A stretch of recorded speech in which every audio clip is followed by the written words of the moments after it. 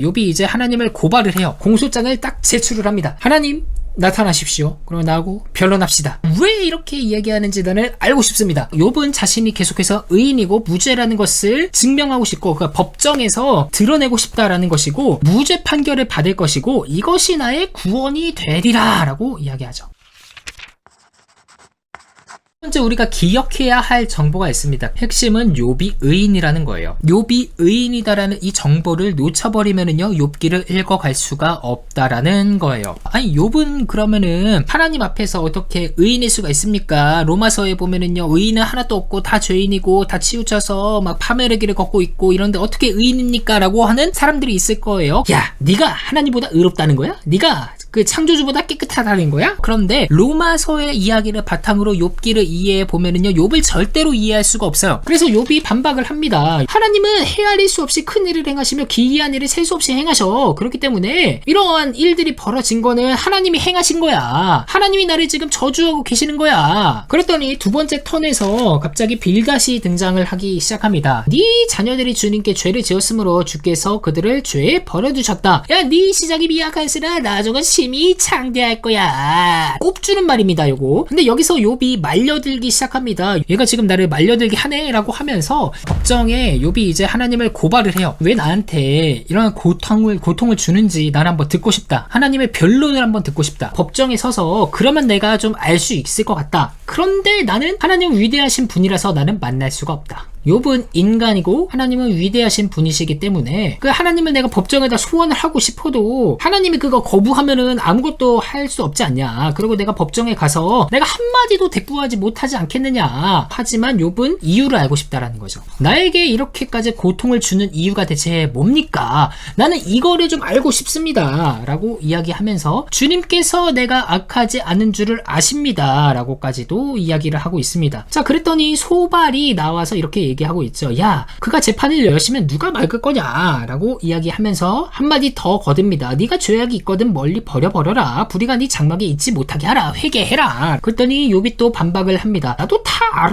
그렇지만 나는 하나님과 변론하려 하노라. 하나님을 법정으로 소환해서 이 법정에서 나는 하나님이 왜 나한테 이러한 일을 하고 싶은지 나는 알고 싶다. 그런데 그가 나를 죽이실 거고 나는 희망이 없어. 그렇지만은 내가 온전하다라는 것을 내가 하나님 앞에 아뢰일 것이고 경건하지 않은 자는 그 앞에 이르지 못하느니 나는 이것이 나의 구원이 되리라. 욥은 자신이 계속해서 의인이고 무죄라는 것을 증명하고 싶고 그러니까 법정에서 나는 드러내고 싶다라는 것이고 무죄 판결을 받을 것이고 이것이 나의 구원이 되리라 라고 이야기하죠. 자 욥기 13장 16절 이거 빌립보서에서 바울이 직접 인용합니다. 내가 감옥에서 풀려날 것이다. 내가 무죄를 받을 것이다 라고 인용을 하는 부분이 있어요. 그러면서 이제 간구를 합니다. 기도를 올려드리는데요.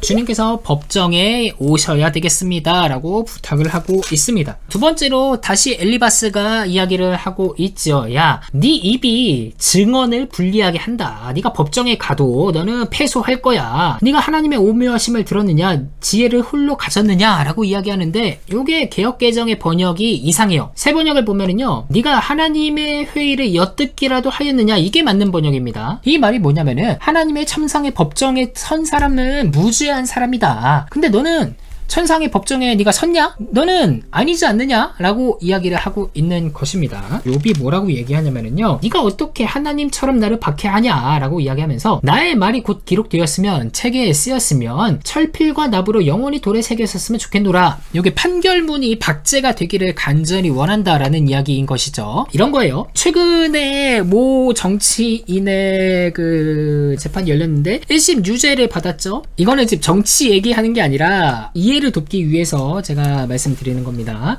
갑자기 집중력이 급격하게 상승하는군요. 모 정치인 A가 있는데 B라는 사람을 알았냐? 요게 지금 쟁점이 되고 있는 재판이에요. 근데 A하고 B가 무슨 관계냐? B가 사망을 했어요. 극단적 선택을 했어요. B가 지금 존재하지 않아요. A만 있는 상황에서 재판이 벌어지고 있는 상황인데 근데 남아있는 사실들이 있잖아요. 그리고 그 법정에서 핵심 증거로 작동한 게 뭐냐면 이 B가 딸에게 그 영상통화를 건 게 있거든요. 영상통화를 했는데 내가 A하고 같이 골프를 쳤다. 골프를 같이 쳤고 참 재미있었다. 시장님하고 본부장님하고 골프까지 쳤다? 오늘 너무 재밌었고 좋은 시간이었어. 라고 이야기하는 굉장히 짧은 한 10초 정도 되는 그 영상 통화 내용이 법정에서 증거로 채택이 됐습니다. 채택. 그 증거가 남아버린 거예요. 그래서 B가 사망을 했음에도 불구하고 이 증거 그리고 증인 이들이 남아서 계속해서 이끌어갈 수 있다라고 하는 거죠. 이게 지금 최근의 일 아니겠습니까? 이 최근의 일인데 요게 그 이야기라는 거예요. 보면은요. 저는 누구라고 언급하지 않았습니다.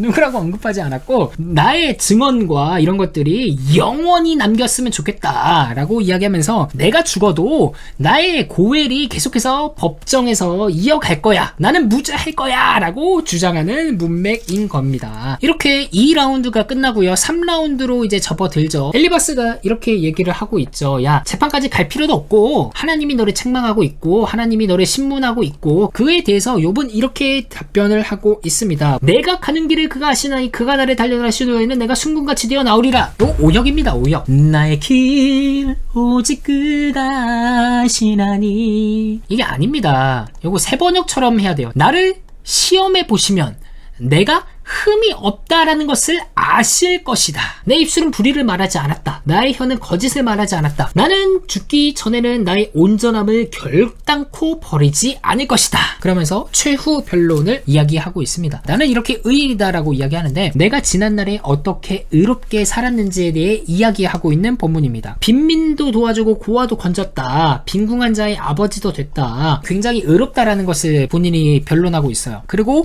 하나님께서는 이것을 인정하셨다라는 것을 우리가 놓치면 안 돼요. 누구든지 나의 변명을 들어다오. 나의 서명이 여기 있으니 전능자가 내게 대답하기를 바라노라. 하나님 앞에 공소장을 딱 제출을 합니다. 하나님 나타나십시오. 그럼 나하고 변론합시다. 왜 이렇게 이야기하는지 나는 알고 싶습니다. 지금까지 욥의 공소 내용을 우리가 다 살펴보았습니다. 여기까지 읽으면 여러분들 어떤 느낌이 듭니까? 욥이 자신을 의인으로 여김으로 세 사람이 말을 그쳤다. 일부 역본에서 70인경이나 페시타나 이런 데 보면은요 그들의 눈에 그가 의인으로 보였다 라고 번역하는 게 있어요. 일부 역본들에서는 그들의 눈에게도 욥이 의인으로 보였다라고 하면서 욥이 설득력 있는 말을 했다라고 보는 것 같다라는 거죠. 어찌됐든 욥이 마지막에 나는 하나님을 뵙기를 원한다. 내가 하나님을 고발한다 라고 끝냈는데 이후에 바로 하나님이 등장해버리면 좋잖아요. 하나님이 바로 등장해서 욥하고 이렇게 저렇게 얘기하고 이러면 좋잖아요. 독자들은 그거를 바라고 있을 거예요. 그런데 갑자기 엘리후라는 사람이 등장하기 시작합니다. 이게 뭐냐면은요 욥이 공소장을 제출을 했는데 바로 하나님이 등장해버리면은 마치 하나님이 욥의 발언 때문에 소환된 것처럼 보이잖아요. 그 간격을 조금 텀을 두면서 하나님도 변호사가 있어야 될 거 아닙니까? 법정의 개념이니까요. 욥은 지금 천상의 변호사를 내가 대동해가지고 내가 죽은 이후에도 이 재판을 이어갈 거야 라고 이야기하고 있는데 그래서 소장을 딱 제출했어요. 그러면 하나님 입장에서도 변호사가 필요할 거 아니에요? 물론 하나님은 변호사가 필요 없으신 분이겠지만 그게 누구냐? 엘리후라는 거예요. 엘리후가 본인을 하나님의 대변자라고 이야기하면서 갑자기 등장하기 시작합니다. 그대가 할 수 있거든 일어서서 내게 대답하고 내 앞에 진술하라. 야, 내가 하나님의 변호인이야 라고 주장을 하고 있지요.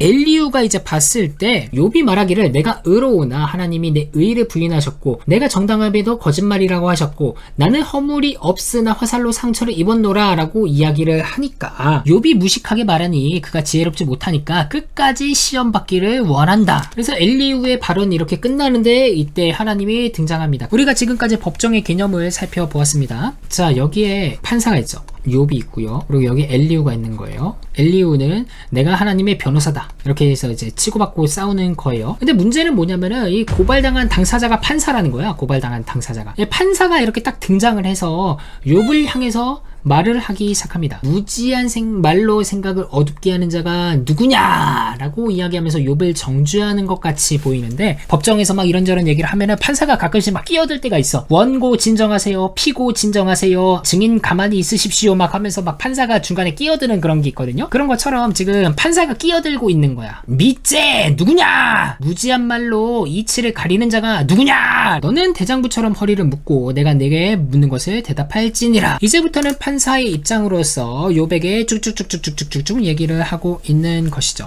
창조 세계 네가 이런 거 다 봤냐? 내가 이렇게 세상을 움직이는 거 내가 다 봤냐? 네가 알거든 좀 대답해봐라. 네가 나의 공의를 부인하려고 하느냐? 네가 내 의를 세우려고 나를 악하다 하겠느냐? 이게 뭐냐면은요, 욥이 정의를 세우라고 하나님 당신이 지금 세상을 온전하게 통치하고 있지 않습니다. 의인에게는 복을 주시고 악인에게는 저주하셔야 되는 거 아닙니까? 지금 세상의 프로세스가 망가졌습니다 라고 이야기를 할 때, 야 네가 내 판결을 무효로 하는 거니? 라고 이야기하는 것이죠. 하나님은 욥을 의롭다고 여겨요. 의롭다고 여기는데 욥이 제시한 이 공소장의 내용들을 보니까 당신이 지금 정의를 굳게 여깁니다 라고 하는 이 공소장의 내용이 하나님이 보기에는 나는 지금 내 뜻대로 세상을 경영해 가고 운영해 가고 있는데 지금 이거 망가졌다고 얘기하네? 내가 경영하는 바가 내 의가 지금 불이하다라는 거야? 라고 주장을 하시는 겁니다. 야, 나는 하나님 역할을 할 수 있어 라는 이야기입니다. 그러니까 지금 욥을 정죄하는 게 아니에요. 욥을 지금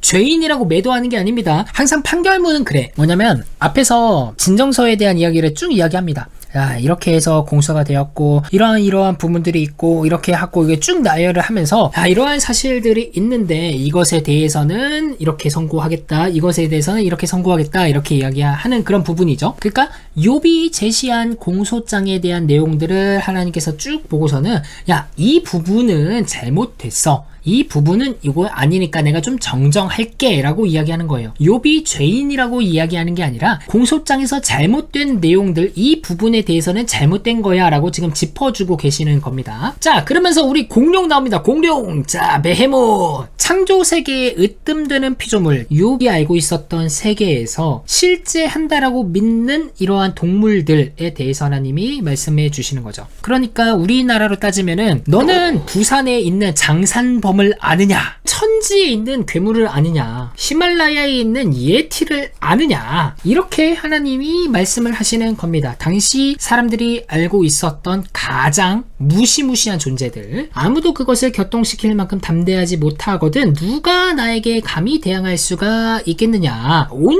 천하에 있는 것이 다 내 것이니라 라고 이야기하면서 하나님께서는 내가 하나님 됨 을 드러내시는 것이죠. 자, 이제 42장입니다. 욥이 여호와께 대답합니다. 말하여 이르되 야다티, 나는 압니다. 당신이 모든 것을 할 수 있다는 것을 내가 압니다. 그리고 어떠한 계획이라든지 당신이 못하실 것이 없습니다. 이거 욥이 다 알고 있었던 거예요. 밑째 무지한 말로 지혜를 가리는 자가 누구입니까? 나는 깨닫지도 못한 일을 말하였고 스스로 할 수 없고 헤아리기도 어려운 일을 말하였나이다 라고 이렇게 번역을 한 겁니다. 오역입니다. 그러므로 나는 말했습니다. 동사형 문장입니다. 그 뒤에 있는 문장을 내가 말했다는 거죠. 그 헤아릴 수 없는 일, 지혜가 없다고 말했습니다. 내가 알지 못한다고 말했습니다. 이게 이렇게 번역이 된 거예요. 이게 왜가 없으면은요, 스스로 할 수 없고 헤아리기도 어려운 일을 말하였나이다 라고 어떻게든 번역을 할 수 있는데 이것도 지금 문법에 안 맞는 거예요.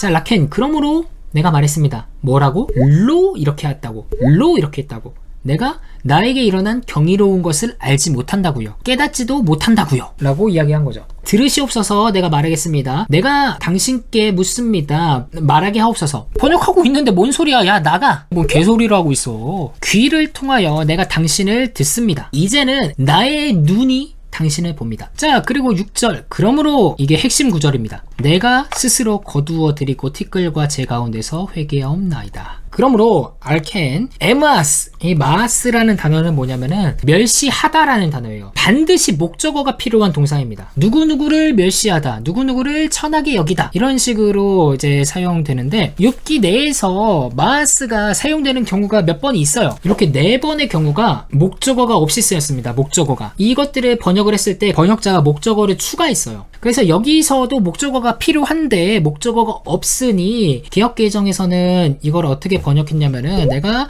스스로 거두어 드리고 라고 해석을 했습니다. 그러니까 이거를 목적어가 필요한데 목적어가 없으니 제귀태로 보자라는 거예요. 제귀태. 스스로 멸시하다, 스스로 천하게 여기다, 스스로 싫어하다 라고 하면서 이렇게 내가 멸시를 받았습니다. 요렇게 해석하자라는 거예요. 송민원 교수도 이렇게 해석합니다. 근데 저는 이 법정적 문맥에서 이 숨겨진 목적어를 드러내면은 어떻게 되냐? 나는 고소를 취하한다. 이렇게도 의역은 가능해요. 내가 지금 하나님을 법정으로 고소를 했는데 취하합니다. 근데 문제는 뭐냐면은 요 뒤에 있는 거예요. 니캄티. 제가 아까 이거에 두 가지 뜻이 있다라고 했어요. 두 가지 뜻. 하나가 위로하다. 두 번째 회개하다. 이 두 가지 단어 역시도 다 목적어가 필요한 단어입니다. 누구누구를 위로하다. 무엇을 회개하다. 이런 식으로 목적어가 필요한 건데 목적어가 없어요. 이 단어에도. 뒤에는 그저 티끌과 제 위에서. 어떤 사람들은 요거를 목적어라고 보는 사람들도 있습니다. 티끌과 죄에 대해서 이런 식으로. 그래서 뭐 이거를 생각을 바꾸다. 아니면 뭐 티끌과 죄에 대한 것을 회개합니다. 뭐 이런 식으로. 그래서 티끌과 죄 가운데서 회개합니다. 요게 지금 개역개정의 번역이죠. 우선 회개에 대한 문제를 말씀드릴게요. 첫 번째, 일단은 회개했다라는 사람들이 입증 책임이 있어요. 뭐냐? 욥이 무엇을 회개했는가? 두 번째, 하나님의 인정은 잘못되었는가? 이 두 가지가 가장 크게 걸립니다. 무엇을 회개했는지 일단은 밝혀야 되고요. 흠이 없고 완전한 자라고 했다는 그 하나님의 인정이 잘못되었냐? 요것에 대해서 밝혀내야 됩니다. 회개를 했다라고 한다면은 재앙이 닥친 게 나의 죄 때문이 되는 거예요. 이 도식이 성립한다니까요. 갑자기 욥이 여기서 회개해 버린다고 한다면은 이 재앙의 원인이 갑자기 사라져 버리고 욥 스스로의 잘못으로 귀결이 되어 버린다라는 거예요. 근데 우리가 욥기를 읽었을 때 욥은 줄곧 계속해서 내가 무죄하다라고 얘기를 했습니다. 그렇기 때문에 회개는 이미 선택지에서 없어져요. 그러면은 위로하다라는 게 등장을 하겠죠. 위로하다. 근데 문제는 뭐냐면은요, 목적어가 필요해요. 다시 말하면 무엇을 위로해야 되냐? 티끌과 재를 위로합니까? 위로하다라는 것도 목적어가 없죠. 그러니까 이걸 어떻게 해석해야 되냐면 수동형으로 읽고 있습니다. 위로받다라고 해석할 수 있습니다. 티끌과 재 위에서 위로를 받습니다. 저는 이 번역을 채택을 합니다. 42장 6절은 이렇게 해석할 수 있는 거죠. 내가 고소를 취하하고 티끌과 재 위에서 위로를 받습니다. 그러면은 우리는 여기서 욥이 받은 위로가 대체 무엇인가를 생각해 봐야 됩니다. 요거죠. 내가 당신을 뵙습니다. 욥은요, 하나님을 뵐 수가 없다라고 했어요. 절대로 나는 만날 수가 없다. 하물며 내가 감히 대답했으며 그 앞에서 무슨 말을 선택하랴. 그가 나를 불러도 내가 믿지 아니하겠다. 이렇게 이야기를 했죠. 내가 어떻게 하면 하나님을 내가 발견하고 그의 처소에 나아갈 거냐. 욥은 하나님을 뵙고 싶었는데 하나님을 만나고자 했는데 하나님을 볼 수가 없을 거라고 생각했어요. 왜냐? 하나님은 저 높이 계신 분이시니까. 하나님 저 높이 계시고 너무나 위험하시고 나를 만나주실 수 없으실 거야. 그래서 계속해서 귀로 들었던 거죠. 그런데 내가 귀로 들은 하나님이 내가 말하는 하나님과 큰 차이가 없어. 나는 무죄할 거고 내 말이 옳다라고 하나님이 나를 인정하시고 판결하실 거야 라는 생각을 계속해서 갖고 있었어요. 그 상황에서 계속해서 고통이 엄습해 오고 있는 것이고 하나님을 절대 볼 수 없을 거라고 그렇게 얘기했지만 하나님과 욥이 일치한 거죠. 당신은 못하실 일이 없고 모든 것을 다 할 수 있습니다. 그리고 나는 분명히 말했습니다. 나는 나에게 벌어진 경이로운 것을 내가 알 수 없다라고 저는 말했습니다. 단 한 번이라도 나는 하나님을 만나고 싶다라고 주장을 했습니다. 그런데 하나님이 나타나셨죠. 그리고 말씀하셨죠. 그렇기 때문에 내가 당신께 향했던 고소를 취하하고 이 티끌과 재 위에서 당신의 눈으로 봄으로 말미암아 위로를 받습니다. 이게 바로 욥기 시의 결론부입니다. 그 이후에 어떻게 일이 벌어집니까? 욥이 옳다라고 하나님은 판결을 확정하십니다. 기도할 때 여호와께서 욥의 공경을 돌이키시고 여호와께서 욥에게 이전 모든 소유보다 갑절이나 주셨다. 그리고 이야기가 끝나요. 그리고 여기 한 가지의 포인트가 있습니다. 어떤 포인트냐? 욥의 곤경을 돌이키시고. 이 단어가 재밌습니다. 쉐부트를 돌이키셨다라고 얘기하는 거예요. 이 쉐부트가 뭐냐면요, 포로예요.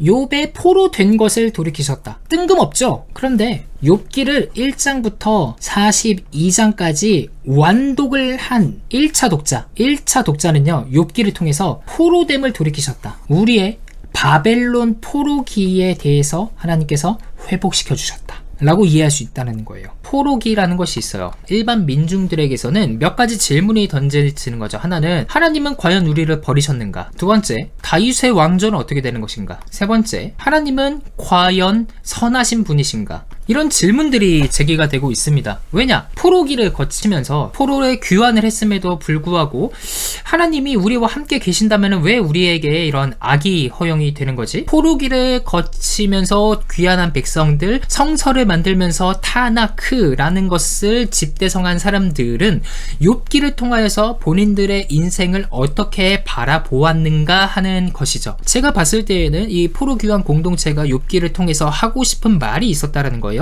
욥기를 통해서 본인들이 이해하고자 하는 바가 있었다라는 거예요. 욥이 회복된 것처럼, 이전처럼 돌아갔던 것처럼, 갑절의 복을 받았던 것처럼 우리가 지금 힘들고 고통받고 역경에 처하고 이런 상황 속에 있었음에도 불구하고 하나님은 우리의 포로를 돌이키시는 분이시다, 회복시키시는 분이시다 라는 메시지를 여기 와서 발견할 수 있다는 것이죠.